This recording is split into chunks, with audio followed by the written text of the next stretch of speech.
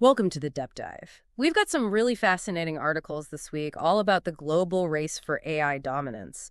So, we're going to try to figure out if Europe simplifying its AI rules could actually make them, a real contender against the US and China. I mean, there's a lot at stake here, right? Yeah, for sure. And it's interesting because, we always hear about this like it's a two-horse race between the U.S. and China. But these articles, I think they paint a much more nuanced picture. Definitely. It's not just about who can make the smartest algorithms, right? It's about economic influence, potential military applications, even the impact AI will have on, everyday life. One article even suggested that AI could revolutionize drug discovery, potentially even lead to cures for diseases like Alzheimer's. Oh, wow. Yeah, I mean, the potential benefits are huge, Yeah. but that's exactly why the stakes are so high. If one country, gains a decisive advantage in AI, it could really reshape the global balance of power. Imagine, if all the advancements in biotech or renewable energy were concentrated in just one nation. Yeah, that's a good point. The implications for global trade and security, even cultural influence, are massive. It's kind of scary, actually. It is. And the articles, they highlight some pretty contrasting strategies between the U.S. and China in this whole AI arms race thing. Yeah, it seems like the U.S. is investing a ton in research and development, but also trying to, keep a tight grip on the technology, with those export controls. Right. It's a balancing act for them. They want to maintain their leadership, but they're also, worried about other countries, especially China, catching up. So they're pouring money into AI research, but they're also restricting the sale of things like advanced AI chips to certain countries, which is causing some tension, as you can imagine. For sure, especially as other countries are, trying to develop their own AI capabilities. Speaking of which, China seems to be taking a completely different approach. They're all about efficiency and affordability, and then they just dropped this DeepSeek model that blew everyone away. What's the deal with that? DeepSeek was a real game changer. It showed that China can produce AI models that can, rival and even surpass their U.S. counterparts. Yeah. And what's really remarkable isn't just the performance, but the efficiency. DeepSeek uses this novel architecture that really optimizes processing power, so it could achieve comparable results with less data and less energy. One of the articles quoted a Silicon Valley investor calling it a wake-up call for the West. Wow. So is this a sign that the U.S. is losing its grip on AI dominance? It's definitely a sign that the race is getting a lot more competitive, which could ultimately benefit everyone, right? More competition often leads to faster progress. That's true. But yeah, if the U.S. wants to stay ahead, they'll need to adapt. One strategy the articles mentioned was fostering more collaboration between academia, industry, and the government. Another one was attracting and retaining top AI talent from around the world. Makes sense. Okay, now let's talk about Europe. Emmanuel Macron has been making a big push for Europe to become a major player in AI, calling for simplified regulations at that Paris AI summit. Yeah, the Paris AI Summit was definitely a signal that Europe doesn't want to be left out of this whole AI race. Yeah. Macron's argument is that the EU's current AI regulations, while, well-intentioned, are a bit too restrictive, and that they could actually hinder European companies from competing with, the U.S. and China.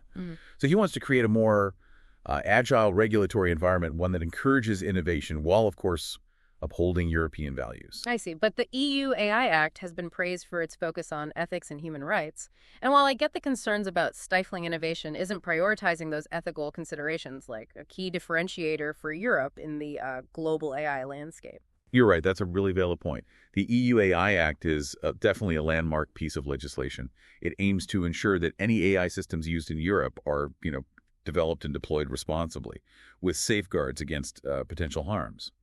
The challenge for Europe is finding that balance, Right. a way to foster innovation while staying true to their values. They're really trying to carve out their own path in the AI landscape, one that prioritizes ethical development and use. Okay, that makes sense.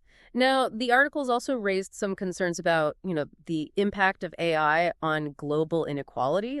Will the AI revolution just leave the global south behind? That's a critical question, and one that deserves a lot more attention.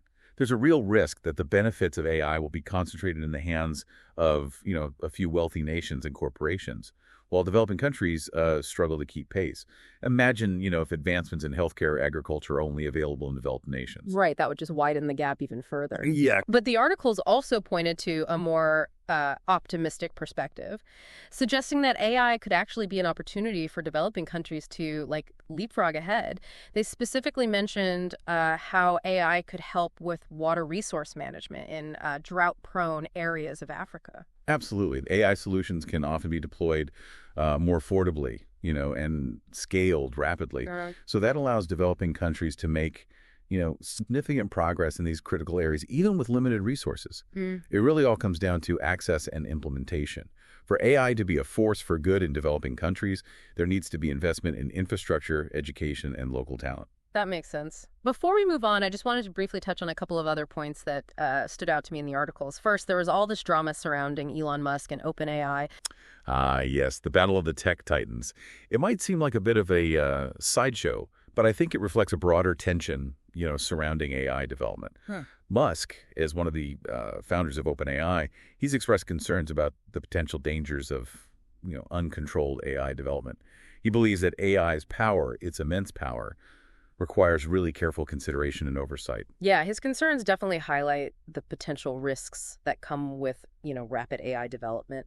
And that tension becomes even more, pronounced when we consider the military applications of AI, which the articles also touched upon. Right. The use of AI in warfare is probably one of the most concerning aspects of this whole discussion. We're already seeing the development of these increasingly autonomous weapon systems. And that raises some really complex ethical questions about accountability, there's a potential for unintended consequences, and even the risk of an AI-powered arms race spiraling out of control. Yeah, it's a stark reminder that AI is a powerful tool. And like any tool, it can be used for good or for ill. As AI capabilities keep, evolving, it's crucial to have these open and honest conversations about the implications and the potential risks. It really makes you wonder, what does it even mean to win this AI race? Yeah. Is it about having, the most advanced algorithms? Yeah. The biggest companies?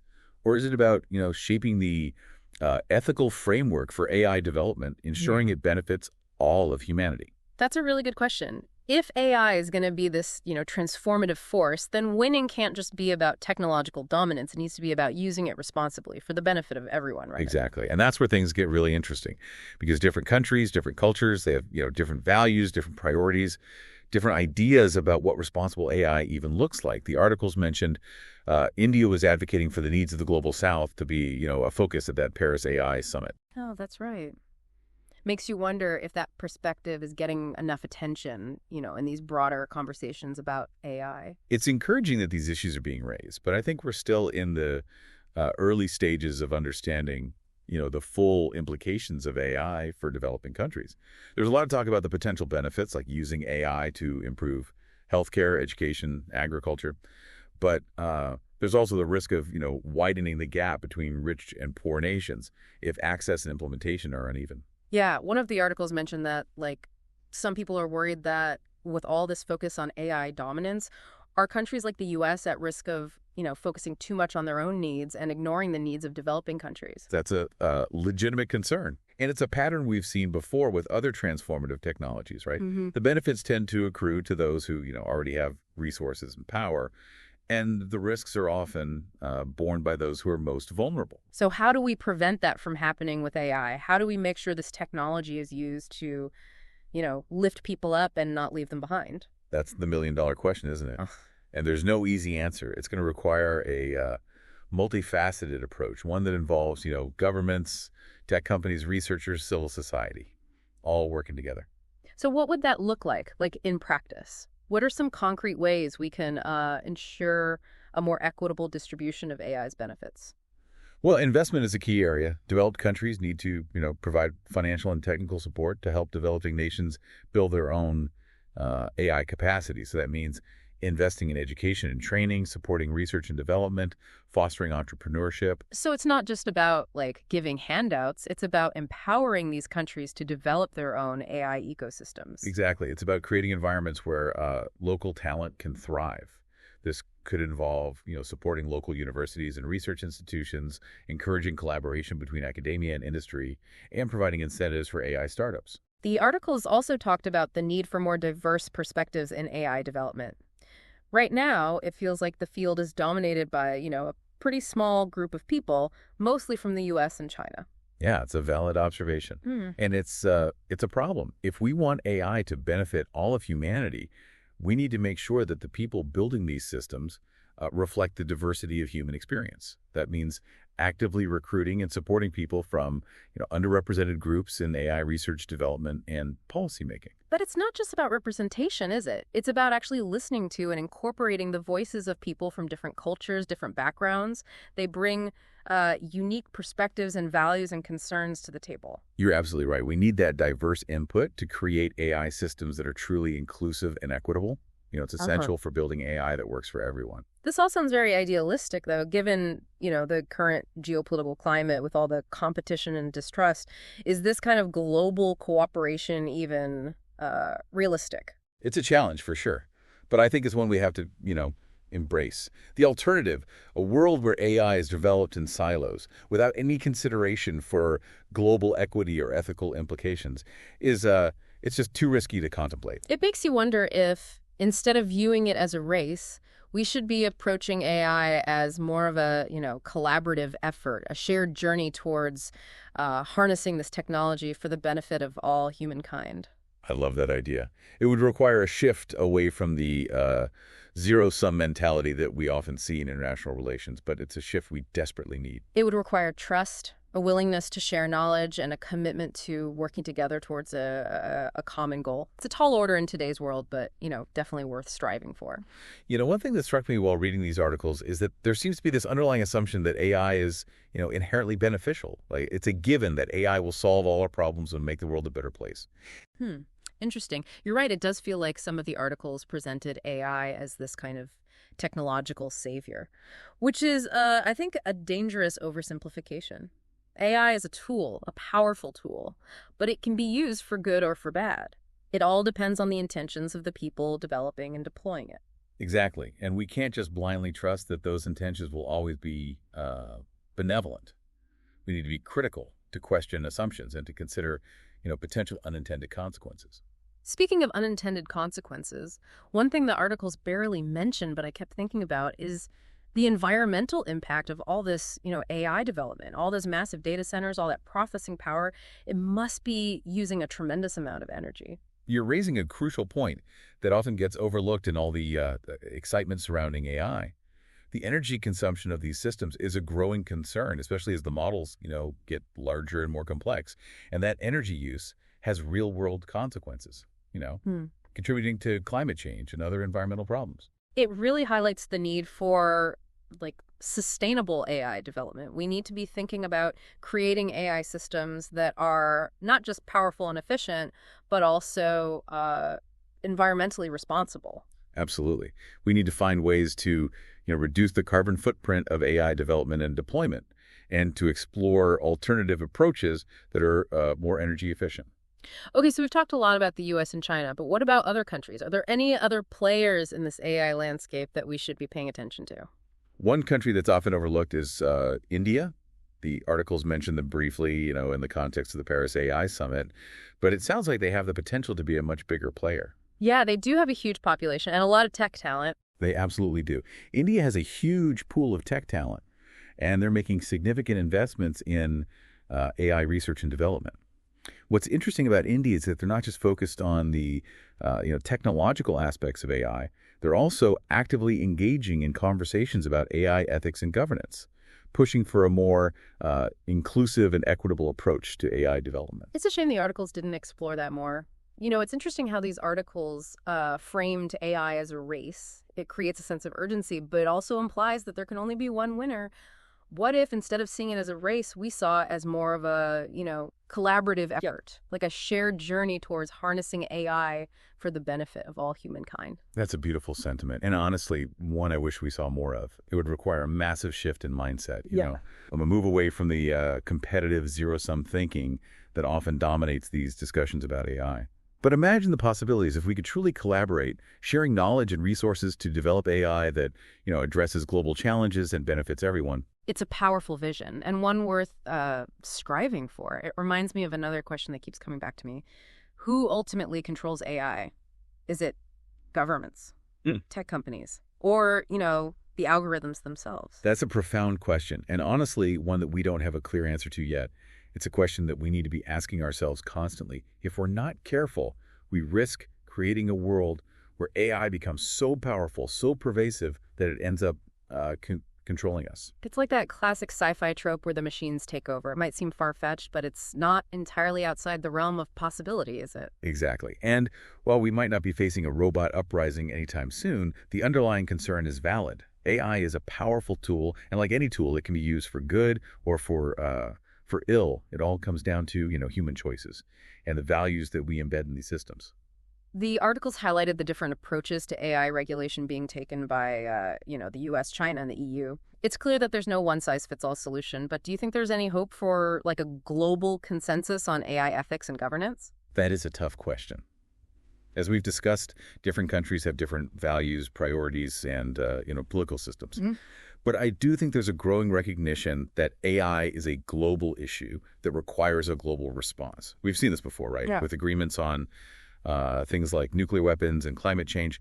Those agreements aren't perfect, but they show that it is possible for countries to come together and agree on some common rules, even on complex and contentious issues. So maybe there's hope for a global AI treaty someday, something that, sets out clear ethical guidelines and regulations for the development and use of AI. It would be a complex undertaking, but the stakes are way too high to leave AI governance to chance. I agree. It's something that we need to be working towards, collectively. These articles have been a real eye-opener for me. I started this deep dive thinking about AI as, this purely technological issue, but it's so much more than that. It's about economics, ethics, politics, even philosophy. It absolutely is. AI is forcing us to confront some of the most fundamental questions about, what it means to be human, what kind of future we want to create, and what role technology will play in that future. And it's forcing us to, really examine our own values and biases and the ways in which those might be reflected in the AI systems we create. That's a crucial point. We need to be aware of those biases and work to, mitigate them, to ensure that AI benefits everyone. It's not just something happening to us. It's something we are all creating, together. Exactly. And the choices we make today will have a profound impact on the world we live in tomorrow. We can't just be passive observers. We need to be actively engaged in shaping the future of AI. It feels like, we've only just scratched the surface here. There's so much more to explore and think about when it comes to AI and its impact on, everything really. There really is. Yeah. And that's what's, both exciting and kind of daunting about it. AI is constantly evolving, with new breakthroughs and challenges popping up all the time. This deep dive has given you a glimpse into this complex landscape, but it's really just the beginning. Exactly. So this is where it gets interesting. What do you think, listener? How do you see AI shaping your life, in the years to come? Are you excited about the possibilities, apprehensive about the risks, or maybe a bit of both? We've covered a lot of ground today, from the economic and geopolitical stuff to the ethical concerns and the potential for, both progress and peril. But ultimately, the future of AI is going to be shaped by the choices we make, both individually and collectively. That's so true. So what resonated with you from these articles? What surprised you? What challenged your assumptions? And maybe most importantly, what questions are you left with? The more informed we are about AI, the more empowered we are to, actually participate in this conversation about the future we want to create. This isn't just some abstract academic debate, happening in ivory towers. AI is already here. It's already impacting our lives in countless ways, and its influence is only going to grow. It is. So I encourage you to, keep exploring. Do your own deep dive into the world of AI. Challenge your assumptions. Seek out diverse perspectives. And don't be afraid to ask the tough questions. The future of AI is being written right now, and we all have a role to play in shaping it. Absolutely. Well, that's it for this deep dive into the global AI landscape. Until next time, keep learning, keep questioning, and keep exploring.